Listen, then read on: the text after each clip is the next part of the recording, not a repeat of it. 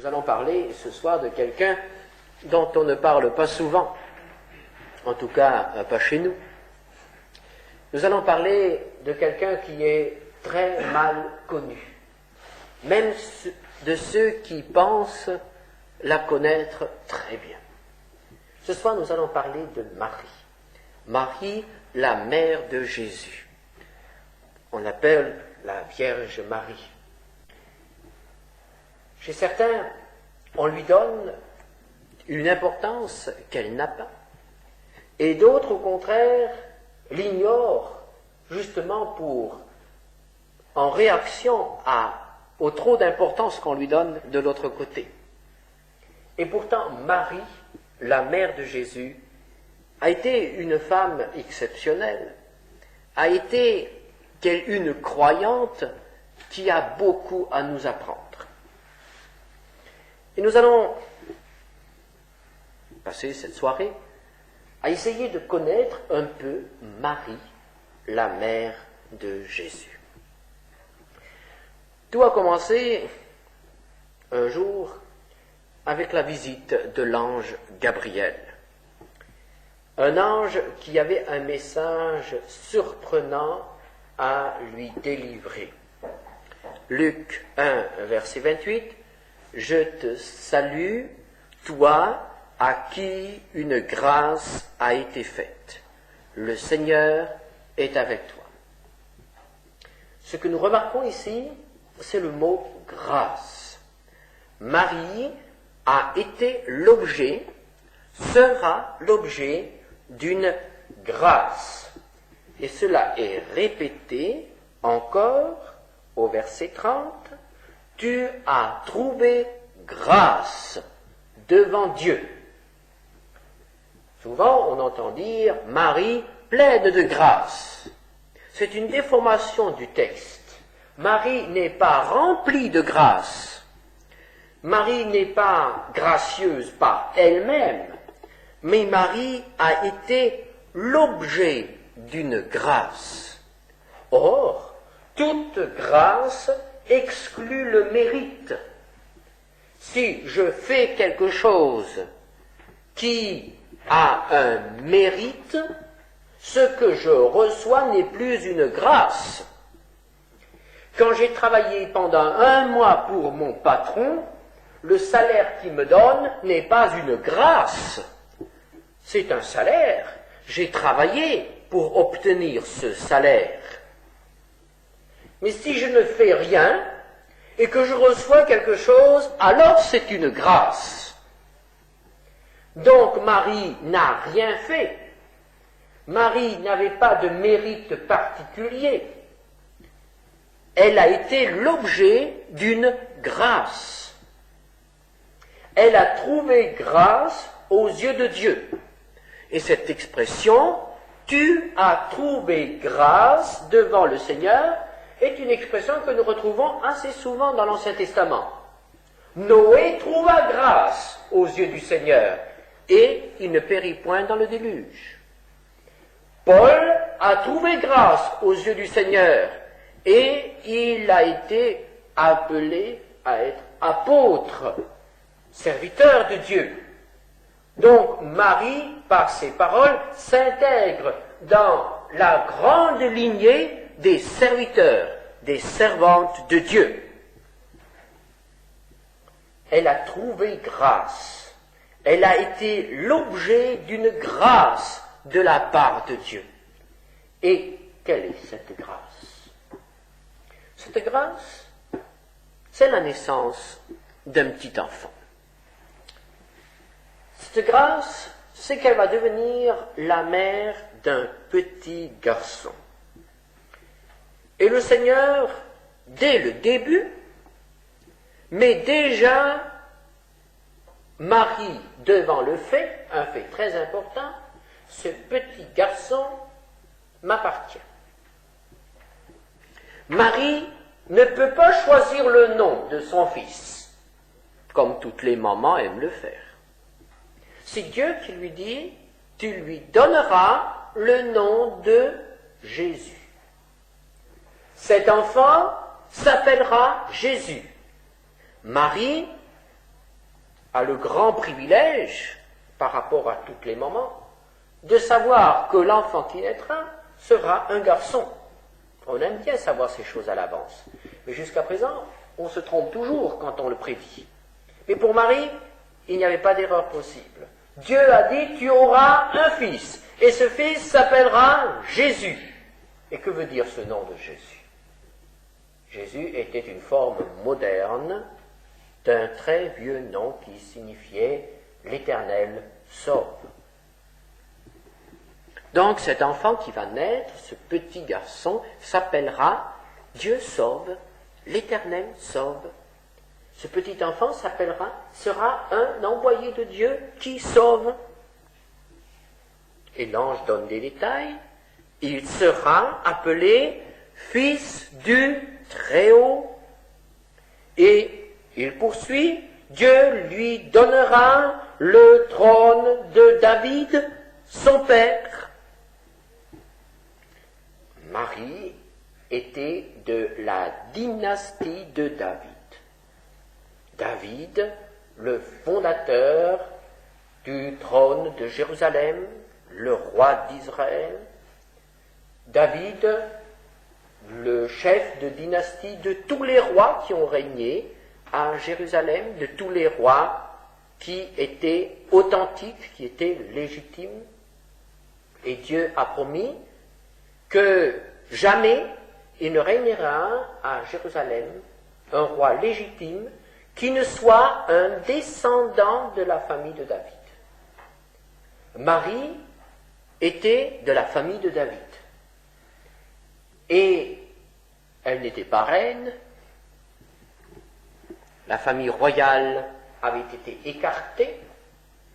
Son fiancé n'était qu'un charpentier. L'héritier du trône était un charpentier, ignoré dans un petit village de Galilée. Et à Jérusalem régnait un roi qui était un usurpateur. C'était un roi extrêmement cruel, il s'agissait d'Hérode le Grand, dont on disait à Rome, il vaut mieux être un cochon d'Hérode que son fils. Et c'était tout à fait justifié, puisqu'il n'hésitait pas à tuer ses enfants, et comme il voulait se faire passer pour un bon juif, il ne touchait pas aux cochons. Hérode était cruel, et c'est lui qui régnait à Jérusalem, mais il n'était pas descendant de David. La famille de David avait été écartée du trône. Et voici que la grande nouvelle vient, Marie, ton fils régnera. Ton fils sera assis sur le trône de David. Alors, Marie comprend. Marie comprend que cet enfant qui va naître, cet enfant dont elle est la mère, sera la mère, cet enfant sera le Messie. Celui qui a été annoncé par les prophètes, celui qui sera à la fois le sauveur et le roi du peuple d'Israël, et qui donnera à Jérusalem une renommée mondiale, qui donnera la paix au monde, la paix, la justice aux nations. Marie réalise que l'ange qui lui parle lui annonce qu'elle va être la mère du Messie, la mère du Christ. Toute jeune fille juive, toute jeune fille croyante juive a désiré être la mère du Messie. Même encore aujourd'hui. Les Juifs ne croient pas que le Messie est venu. Et c'est un peu le rêve de toute maman juive de donner à son peuple le Messie, le Christ.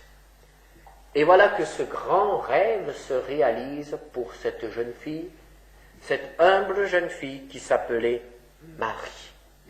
Quelle grâce, quel privilège pour elle. L'ange dit vrai, tu as trouvé grâce, tu as été choisi parmi les centaines, parmi les milliers de jeunes filles de ton âge.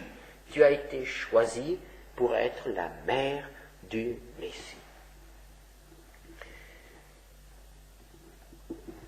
Ces paroles suscitent des questions dans l'esprit de Marie. Mais comment? Comment pourrais-je être la mère du Messie? Et je pense même qu'elle allait poser la question « et quand ?» Puisqu'elle ajoute « je ne connais point d'homme », c'est-à-dire je ne suis pas mariée. Je suis encore fiancée. Évidemment, aujourd'hui, certaines jeunes filles n'auraient plus aucun scrupule et ne poseraient plus de telles questions. Et à cette époque-là, quand même, on ne confondait pas entre être fiancé et être marié. Or, Marie était fiancée. Alors, elle a posé la question, comment? Quand? Alors, l'ange lui répond, au verset 35, « Le Saint-Esprit viendra sur toi, et la puissance du Très-Haut te couvrira de son ombre. C'est pourquoi le Saint-Enfant qui naîtra de toi sera appelé Fils de Dieu. » Cet enfant, c'est le fruit du miracle. C'est le fruit de l'intervention directe de Dieu. Pour que Marie, cette jeune fille, puisse concevoir ce petit enfant. C'est par la puissance du Saint-Esprit que naîtra Jésus. Pour Marie, c'est quelque chose d'incompréhensible. C'est quelque chose d'incroyable. Et c'était aussi incompréhensible, incroyable à cette époque-là que de nos jours. Et pourtant, est-ce que c'est si impossible que cela? Est-ce que ce n'est pas Dieu qui a créé le corps de l'homme, le corps de la femme? Est-ce que ce Dieu créateur ne peut pas intervenir une fois? Certainement. Si nous croyons que Dieu a créé l'homme et la femme, nous croyons qu'il peut aussi intervenir. Et si nous en avions besoin, il y a là encore cette confirmation au verset 37. L'ange dit « Rien n'est impossible à Dieu. » Rien n'est impossible à Dieu. Et il dit cela après avoir annoncé à Marie que sa cousine, sa parente, Élisabeth, qui était très âgée et qui était stérile, venait de vivre aussi un miracle. Dieu était intervenu pour qu'elle puisse avoir un enfant, mais alors là, normalement. Donc cet enfant qui va naître, cet enfant dont Marie sera la mère, ne sera pas un enfant comme les autres. Ce sera un enfant absolument unique au monde. Ce sera un enfant qui n'aura pas de père terrestre, pas de père humain. Il sera appelé Fils de Dieu. C'est Dieu qui vient, qui devient homme pour nous sauver. Voilà ce qui est annoncé à Marie. Et Marie réalise certainement à ce moment-là que la grâce dont elle est l'objet est une grâce difficile, est une grâce qui peut avoir des conséquences terribles pour elle. Pourquoi cela? Parce que la Bible précise qu'en ce moment-là, cette époque-là, elle était fiancée. Elle était donc déjà engagée, liée avec un homme. Et qu'allait être la réaction de son fiancé? Qu'allait dire son fiancé? En en ce temps-là, le fiancé pouvait l'amener devant le juge et ces femmes-là, ces jeunes filles-là, étaient lapidées. C'était le crime d'adultère, car les fiançailles étaient déjà des engagements et ne devaient pas être souillées. Et voici que Marie se trouve placée devant ce risque. Parce que je pense que pour Marie, ce n'était pas facile d'aller expliquer à Joseph ce qui lui arrivait. Vous pouvez vous imaginer quelle serait la réaction d'un jeune homme si sa fiancée venait lui raconter une histoire comme ça aujourd'hui.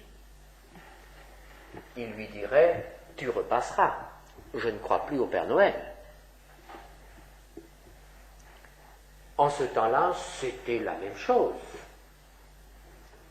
Et pour Marie, c'était un très grand risque d'accepter cela. Parce qu'elle pouvait perdre son bonheur, elle pouvait perdre son fiancé, et elle risquait même sa vie.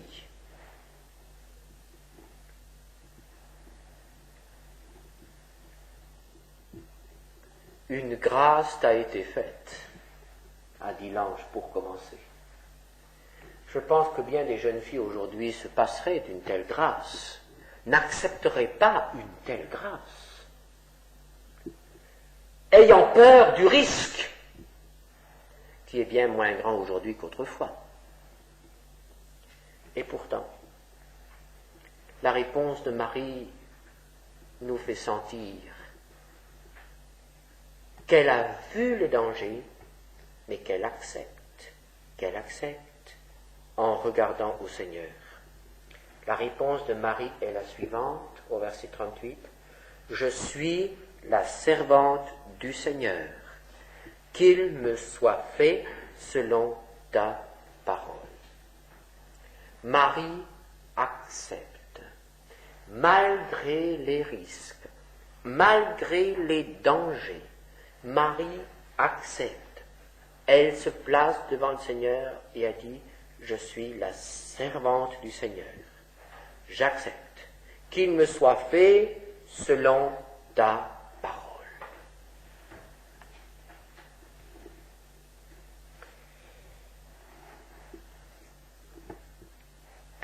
Le récit de Luc ne nous dit pas ce qui est arrivé à Joseph. C'est dans Matthieu qu'on peut le savoir, mais Dieu est intervenu pour Joseph et il a fait comprendre à Joseph que Marie, sa fiancée, était digne de son amour et qu'il n'avait pas à rompre avec elle. Et pour Marie, ce fut quand même certainement un temps difficile. Et le récit de Luc continue, elle ne reste pas dans son village, elle éprouve le besoin de partir.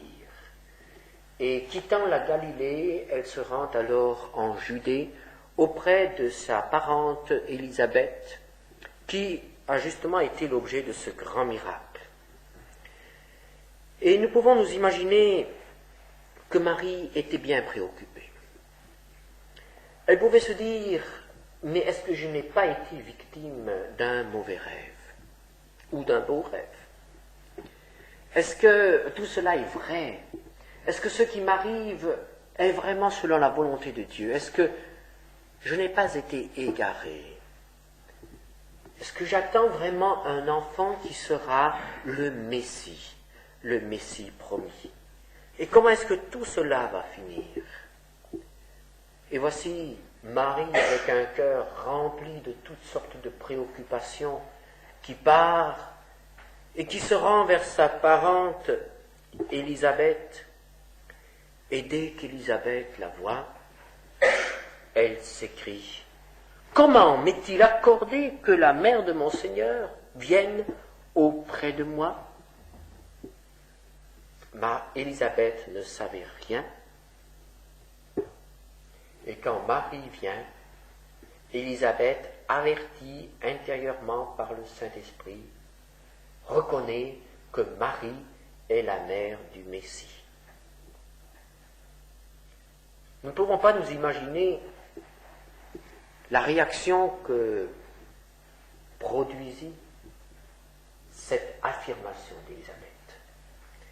Je pense que Marie n'était pas une jeune fille qui racontait ce qui lui arrivait à toutes ses voisines et à toutes ses copines. C'était son secret. Elle n'en avait parlé à personne. Et elle était partie. Et voici, avant même qu'elle ait pu dire quoi que ce soit à sa cousine, celle-ci déjà lui répond. Et elle ne pouvait rien voir, elle ne pouvait rien deviner. Ce qu'elle disait était dû à l'inspiration de Dieu. C'est Dieu qui a averti Élisabeth. Et ainsi, pour Marie, c'était un merveilleux encouragement de Dieu. Dieu encourageait cette jeune fille par la voix de sa cousine. Tu es la mère de mon Seigneur. Et c'est comme si un gros fardeau était tombé du cœur de Marie. Et cela, nous le voyons parce que aussitôt Marie se met à chanter. Et Marie se met à louer le Seigneur. Et on appelle ce chant de Marie qu'elle a improvisé et qui est sorti comme ça. On appelle ce chant le Magnificat. Et la plus belle musique a été inspirée par ces paroles. Les paroles de Marie, de cette petite jeune fille de Galilée, qui maintenant est déchargée d'un lourd fardeau, parce qu'elle a eu la confirmation que c'était vrai, qu'elle n'était pas la victime d'une hallucination. Non, c'est vrai, le Seigneur l'a visitée. Elle a trouvé grâce à ses yeux.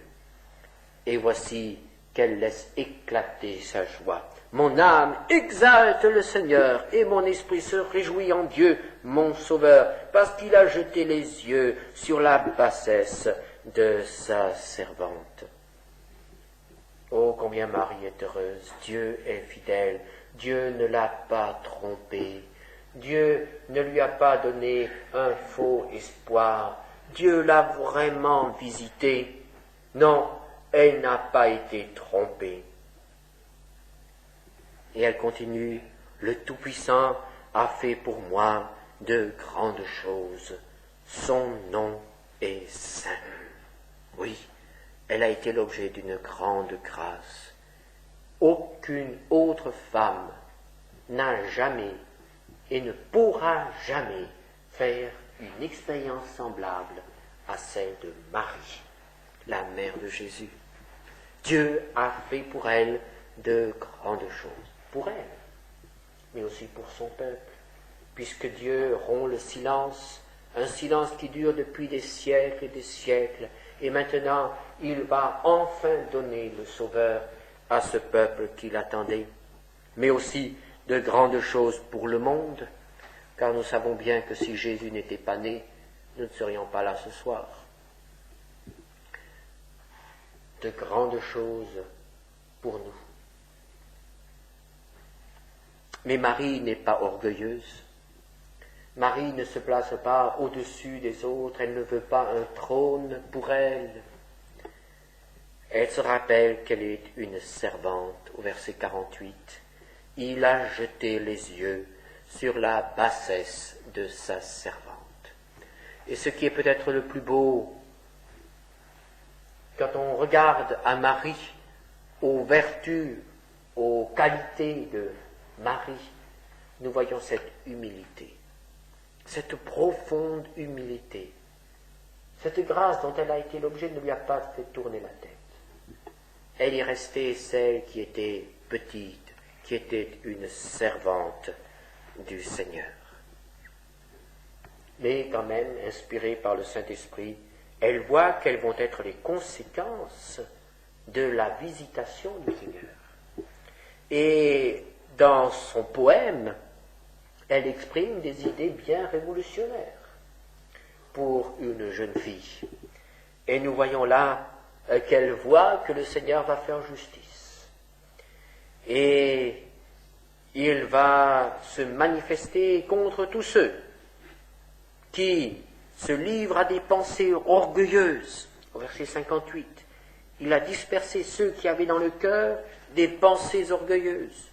Au verset 52, il a renversé les puissants de leur trône. Peut-être qu'elle pense à Hérode.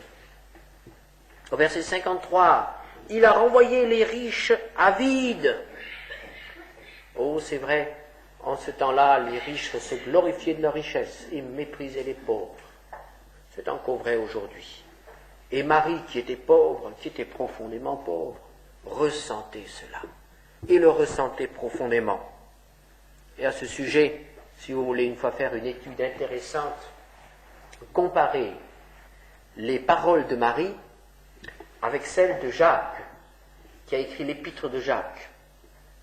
Et vous savez que Jacques était le deuxième fils de Marie, le frère de Jésus.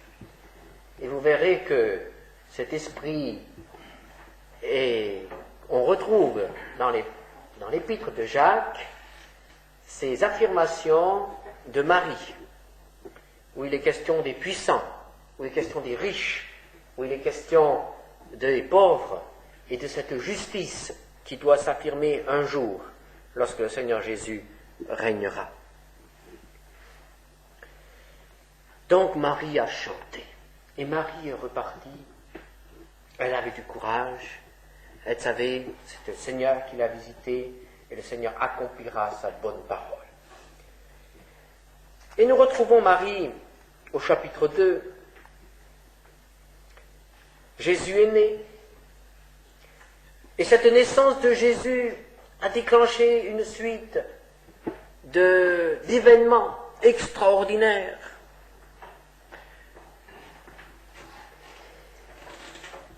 Les anges ont chanté, les bergers sont venus. Nous connaissons tout ce qui s'est passé dans cette nuit de Noël. Les bergers ont raconté à Marie ce que les anges ont dit. Et les anges ont dit que dans la cité de David était né un sauveur. Ce qu'elle savait déjà. Ce petit enfant qu'elle venait de mettre au monde, ce Jésus allait être le sauveur, allait être le Seigneur. Puis lorsqu'elle est allée au temple, elle a rencontré Siméon, ce vieillard qui lui aussi, averti par le Saint-Esprit, reconnut ce petit enfant et dit « C'est le Sauveur, c'est le Sauveur que je vois maintenant, le Sauveur que j'attends. » Et c'est Anne la prophétesse, et plus tard encore les mages qui sont venus de très loin pour adorer le roi des Juifs. Et que fait Marie? Eh bien, c'est étonnant. Marie ne chante pas, Marie ne pose pas de questions. Que fait Marie? Oh, il nous est simplement dit, Marie gardait toutes ces choses et les repassait dans son cœur.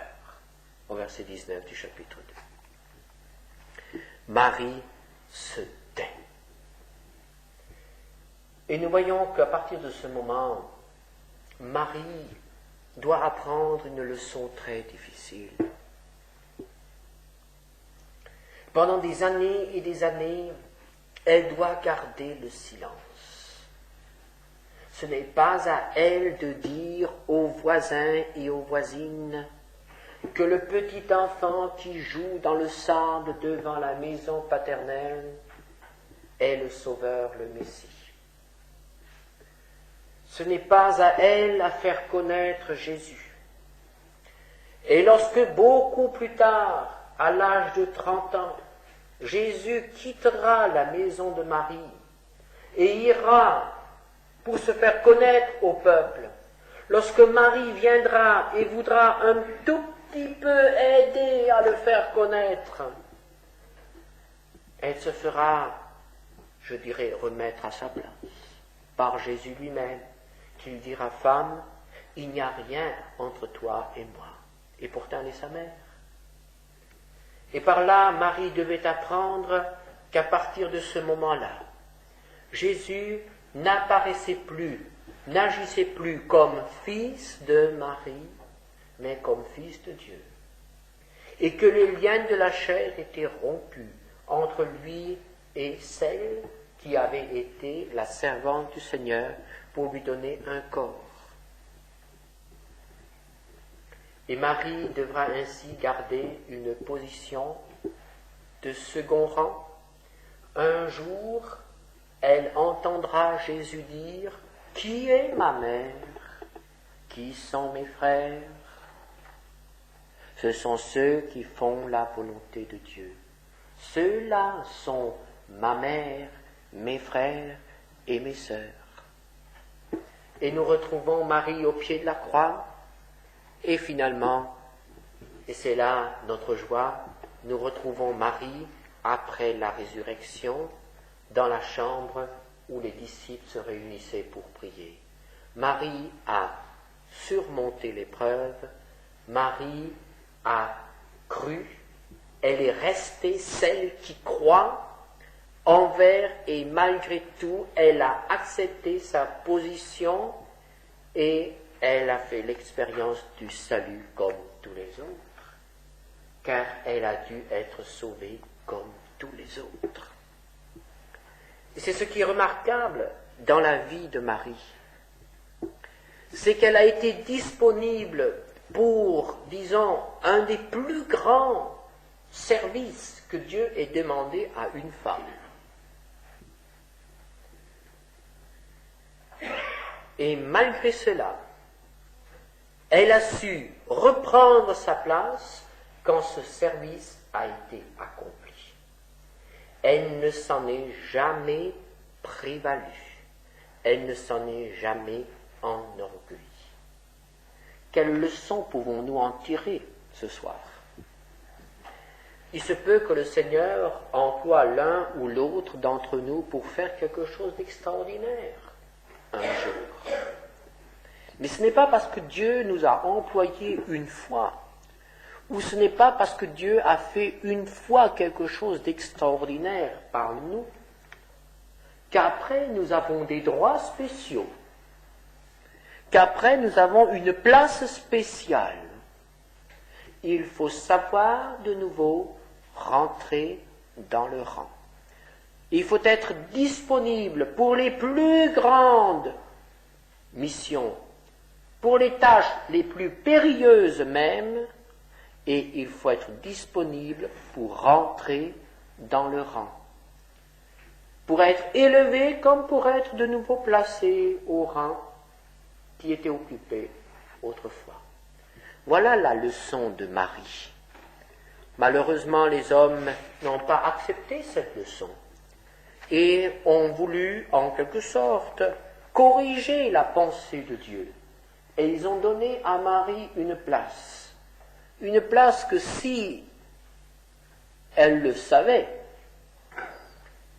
et si elle le pouvait, elle interviendrait énergiquement. Parce que ce qu'elle a toujours voulu, c'est qu'elle soit la servante du Seigneur, et non pas placée sur un piédestal.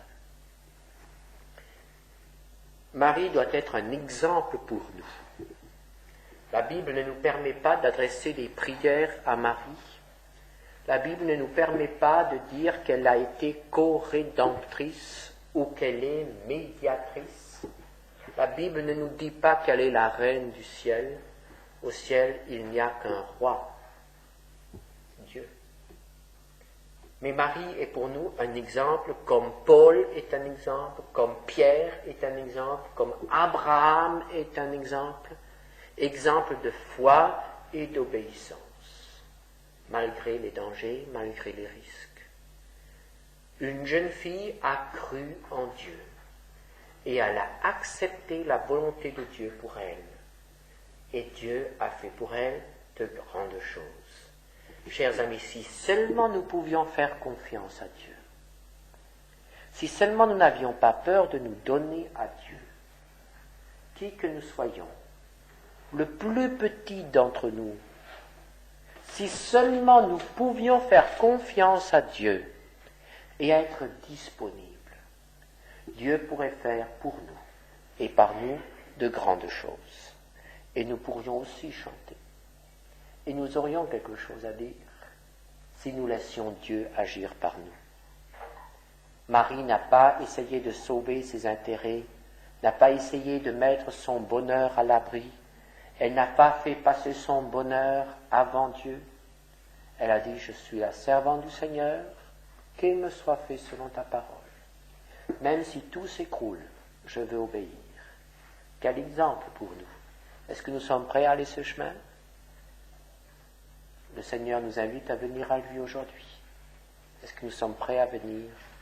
Ou est-ce que nous avons encore des intérêts particuliers? Amen.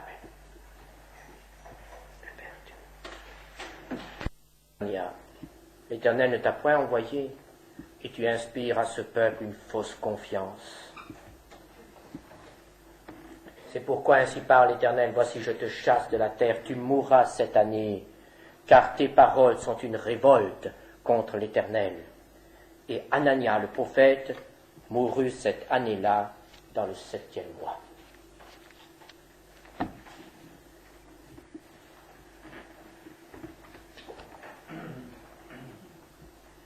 Ils n'ont pas été envoyés. Ils cherchent le succès, ils cherchent à plaire. Et alors nous, quelle va être notre attitude? Comment les reconnaître et comment vaincre ces esprits? Au verset 4, Jean nous donne la réponse. Vous, petits enfants, vous êtes de Dieu, et vous les avez vaincus, parce que celui qui est en vous est plus grand que celui qui est dans le monde. Celui qui est en vous. Qui est celui qui est en vous? Le Saint-Esprit. L'Esprit de vérité. L'Esprit de vie. L'Esprit du Dieu Tout-Puissant. Lui, il est plus grand que tous les esprits. Nul ne peut résister à Dieu. Jésus a dit, tout pouvoir m'a été donné dans les cieux et sur la terre. Et la Bible est catégorique. Jésus a dépouillé toutes les puissances, toutes les dominations, et les a livrées en spectacle, en triomphant sur la croix. Jésus-Christ, le Saint-Esprit, est plus fort que celui qui est en eux. Frères et sœurs, tous ceux qui parmi nous ont reçu le Saint-Esprit doivent savoir cela et ne pas trembler. Tous ceux qui parmi nous sont remplis par l'Esprit de Jésus peuvent avoir la victoire et peuvent discerner ce qui vient du monde et ce qui vient de Dieu. Et vous n'avez pas besoin que l'on vous enseigne. Jésus a dit à ses disciples, dans Jean 16, verset 13, en parlant du Saint-Esprit, « Il vous conduira dans toute la vérité. » Seulement, il faut le vouloir. Il faut le laisser faire. Il faut collaborer à son action. Et surtout, il faut croire en sa victoire.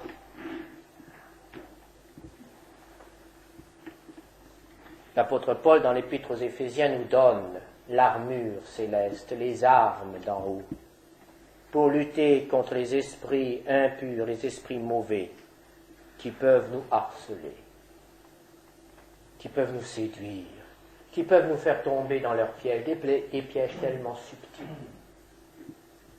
Frères et sœurs, il faut lire ce texte, et il faut revêtir cette armure consciemment, pièce par pièce. Car dans les derniers temps, il y aura dans ce monde et dans l'Église une grande difficulté. Et nous serons tous séduits, ou on tentera de nous séduire d'une manière ou d'une autre. les uns dans la doctrine, les autres dans le problème de la puissance surnaturelle, d'autres dans la marche chrétienne, d'autres par la politique, d'autres par les richesses, d'autres... Satan a plus d'une corde à son arc. Et c'est quand on se méfie le moins qu'on est le plus en danger. Bien-aimés, n'ajoutez pas foi à tout esprit, mais éprouvez les esprits pour savoir s'ils sont de Dieu.